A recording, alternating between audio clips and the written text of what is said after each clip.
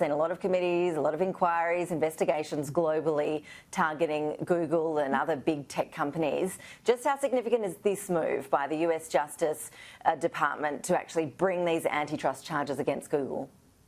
It's pretty significant. So the U.S. government is suing Google for allegedly abusing its dominance in online search and advertising. And really, it could be the biggest thing since regulators broke up Ma Bell, AT&T, between 1982 and 1984.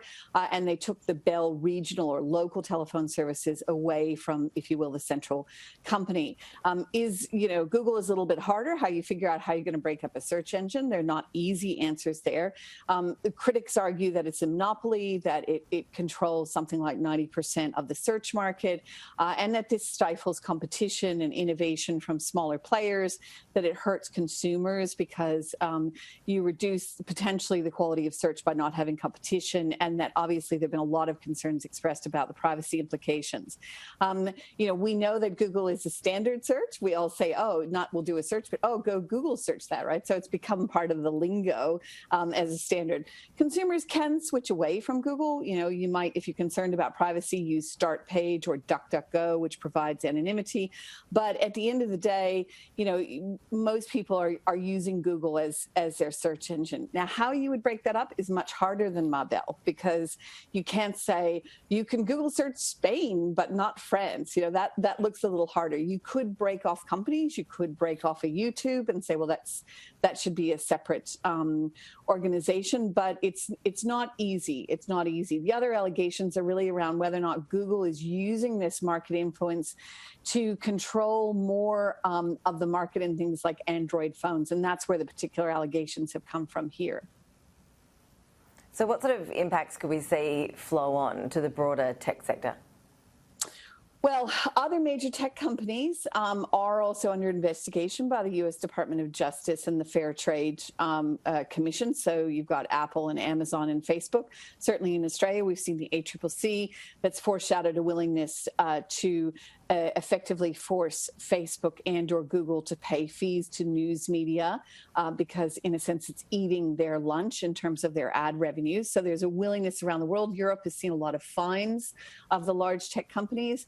So I think it could have a big significant effect on the other tech companies. Google is kind of the giant in the room, and maybe that's why the DOJ has gone after them. And they have such control. I mean, they own the leading web browser, Chrome, which has got 63 to 66% of the kind of browser market. The next biggest is Safari for desktop. That's only 17%. So you can see there's a giant difference between them. And of course, you've got your smartphone operating system with Android, and they've got the most popular, online mapping system as well. So there are a whole lot of reasons why they would go after them first. But I think the other tech companies may be in the firing line soon as well. We've seen a lot of focus as well, Suelette, on the way that big tech companies could be being used to sway elections. What's happening on that front now in the US ahead of the poll there? Is it a clear picture in terms of what sort of influence is being had at the moment live?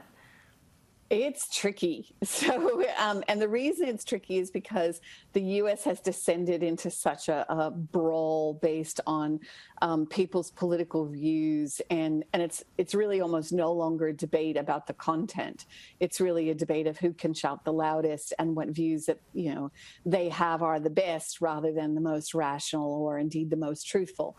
So, one concern that's been leveled at the big tech companies is their willingness to continue to promote stories online that aren't true. Now, that's a little bit complex because if they're not publishers, then they don't really have to act as people who verify the truth. Facebook certainly has made some steps forward to try and demote information that they know is not factual, rather than sort of fake news, that sort of thing, rather than actually removing it entirely. And that is one solution in a technological sense to the problems of maintaining free speech and not having censorship. but it's a difficult line to walk. And Donald Trump has indicated that he is happy to say, you know, if I don't win the election, it's this person's fault, or it's a lie, or I really won. You know, he hasn't indicated he'll accept the outcome of the election. He's certainly been seen publicly criticizing the tech companies and saying that he wants to hold them to account for stifling conservative voices. He hasn't been very specific about how that's actually happened, however.